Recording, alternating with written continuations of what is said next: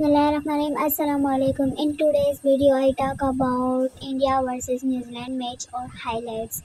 India won this match with its brilliant action and won 4 wickets or 12 balls, leading to India batting highlights. So number 1, Rohit Sharma scored 46 runs on 40 balls.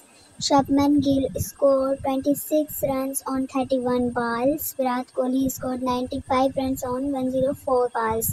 Aslier scored 33 runs on 29 balls. So KL Rahul scored 27 runs on 35 balls. S Yadav scored 2 runs on 4 balls. R Jadeja scored 39 runs on 44 balls and Mohammad Shami scored 1 runs on 1 ball.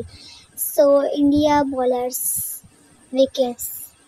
J Bumrah gave 1 wicket, Mohammad Siraj 1 and Mohammad Shami 5 and Jadeja 0, K Yadav 2 wickets. So India won this match from New Zealand. So we hope you like the video. Then please subscribe my YouTube channel, press the bell icon. I need your support guys.